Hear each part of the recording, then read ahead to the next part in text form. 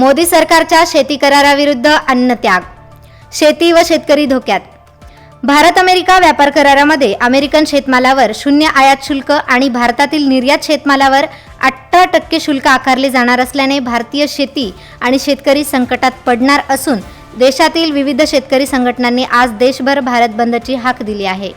यामुळे याचे पडसाद देशभर उमटणार असून मुदखेड तालुक्यातील अर्थशास्त्र आणि शेतीचे अभ्यासक प्राध्यापक संदीप कुमार देशमुख, काँग्रेस तालुकाध्यक्ष प्रताप देशमुख, कैलास गोडसे, भगवान पवार, बालाजी हेंद्रे, बाबासाहेब बाबर यांनी भारत अमेरिका शेती करारास विरोध दर्शवत 12 फेब्रुवारी गुरुवार रोजी एक दिवस अन्नत्याग करण्याचे ठरविले आहे। मोदी सरकारने केलेल्या भारत आणि अमेरिका शेती करारासंदर्भात काँग्रेससहित देशातील विविध शेती व अर्थतज्ज्ञांनीही तीव्र विरोध दर्शवला आहे। करारानुसार अमेरिकन शेती उत्पादने भारतात स्वस्त दरात विकली जाणार असून सोयाबीन, मका, गहू, दुग्धजन्य पदार्थाचे उत्पादक आणि छोटे शेतकरी यामुळे संकटात पडणार असून देशातील शेतीवर आधारित सर्वच उद्योगही उद्ध्वस्त होणार असल्याची भीती अर्थशास्त्राचे अभ्यासक प्राध्यापक संदीप कुमार देशमुख यांनी व्यक्त केली आहे। एकीकडे अमेरिकन वस्तूवर 0% आणि दुसरीकडे भारतीय वस्तूवर 18% शुल्क आकारणे ही आर्थिक नीती नसून भारतीय अर्थव्यवस्थेची अनर्थकारी नीती असल्याची बाबही यावेळी प्राध्यापक देशमुख यांनी नमूद केली आहे। जे भारत म्हणजे कृषी प्रधान देश आहे, त्या देशाचं एकतर शेतकऱ्यांचं अतोनात होणाऱ्या नुकसानीच्या टाळण्याऐवजी त्याच्या विरोधात केलेला हा कार्यक्रम समजावा। केंद्र सरकारने हा जो करार केलेला आहे, ज्या काळामध्ये ब्रिटिश सरकार ज्या अत्याचाराच्या विरोधामध्ये ईस्ट इंडिया कंपनी आणून ज्या पद्धतीने केलं त्या पद्धतीचा हा करार असल्याचं दिसून येते। आणि हा करार करताना ज्या पद्धतीने कराराची म्हणजे समन्वयता राहायला पाहिजे ती दिसून आलेली नाही।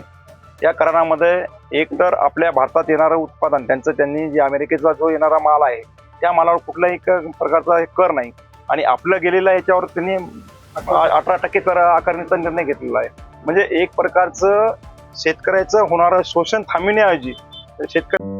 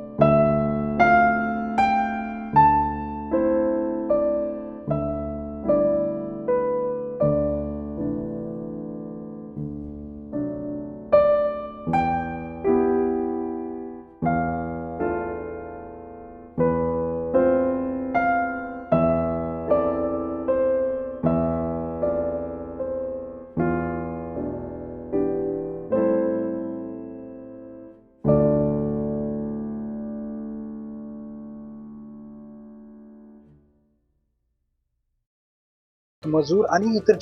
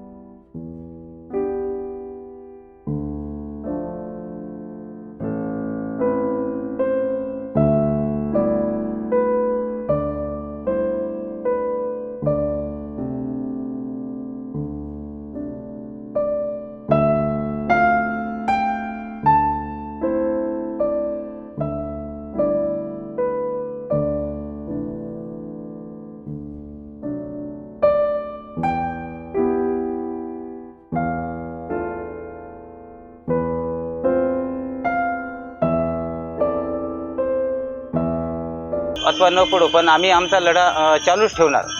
हा जर यापुढेही काँग्रेसच्या वतीनं, इंटकच्या वतीनं आम्ही लढा चालूच ठेवणार आहोत.